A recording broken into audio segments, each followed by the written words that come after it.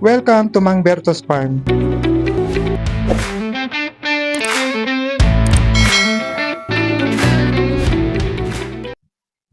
Welcome po to my YouTube channel, Mang Berto's Farm at your service.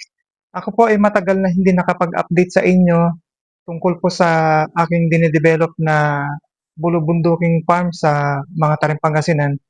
Dahil po busy ako sa mga maraming bagay na dapat na pag-aralan, pag-isipan, katulad po ng pagpaplano, sistema, at kung ano yung mga itatanim at kung papaano pa yung iba pang proseso. Umuwi ako ng mga tarim nitong last May 2026. Summer vacation yun eh. Kaya sinamantala ko yung pagkakataon dahil walang pasok yung apo ko.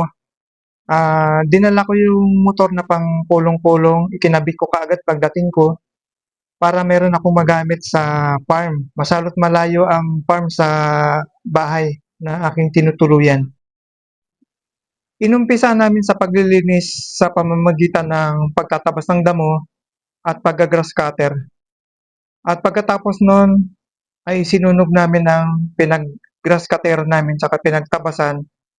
Pero sa maingat na pamamaraan, kailangan kasi talaga na dobleng pag-iingat sa pagsusunog para wala tayong maging problema. Naging katuwang ko ang aking pamangkin na si Yuri, na anak ng aking yumaong kapatid na si Kuya Arnel, sa paglilinis at pagsusunog sa farm. Shower ang basit. Ayun, dyan eh.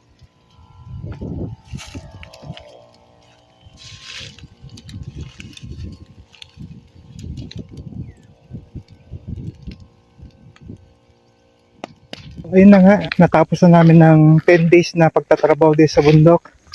At ang susunod na gagawin dito ay ang pagtatanim naman ngayon. Pero sa ngayon, dahil nga summer pa, hindi ko pa kailangang magtanim. Ng mga ilang araw, ay umuwi rin kaagad ako sa Imus. At nung nasa Imus na ako, mga ilang araw akong nandun, napag-isipan ko na mag-canvas ng walking tractor o hand tractor na surplus sa Valenzuela. So, ayun yung sumunod na ginawa ko. Pumunta ako sa Valenzuela para magtitingin ng mga surplus na galing sa Japan. Dumiretso po ako kanina. Pag-ano ko kanina, chinek ko. Oh, chinek mo. So, running condition naman siya. Bukas i-testing na lang Yes para po. ano. May magbubuhat ba?